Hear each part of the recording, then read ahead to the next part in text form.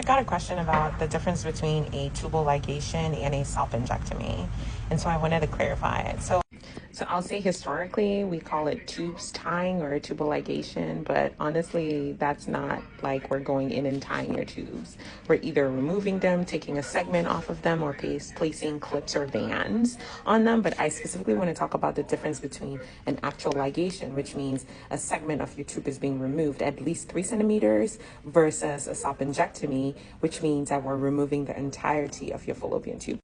So this here is a diagram of the uterus, the cervix, the vagina, the fallopian tubes, and your ovaries. And we're going to talk about the different methods of permanent sterilization. So when we do a salpingectomy, essentially, we are going to remove this entire portion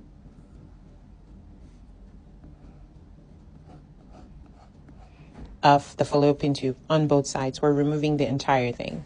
And the reason we recommend doing this procedure is because we know that these ends of the fallopian tube, which is called the fimbria, there are some studies that show that this part right here may be contributing to the development of ovarian cancer.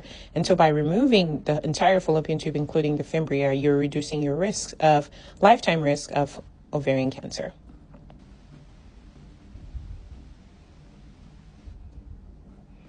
So when a ligation is performed, we remove this portion, the middle portion of the fallopian tube, which is at least about 3 centimeters of the fallopian tube. We remove this entire portion, and you're just left with this side and that side. And if you end up coming back later and you've had a ligation and you say you want your tubes reattached, the success of that reattachment is dependent on the length of the tubes that you have. As you can see, you would need to be bringing this portion closer to this portion, and sometimes it is difficult to do that. And so if you don't have enough length, it may not be possible, and you may just have to do IVF. Other options are we could place a band right here and a band right here, or we place a clip right here, otherwise known as fill sheet clips. Now these ones have higher risks of failure, but overall, we traditionally are recommending this procedure now because it decreases the risk of ovarian cancer.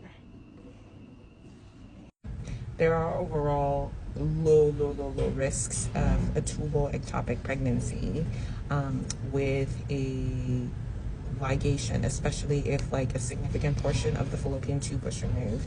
However, those risks are significantly low, very low with a salpingectomy because the entire tube is completely removed. And so if people want to be pregnant after they've had a salpingectomy, it's usually through a process known as IVF.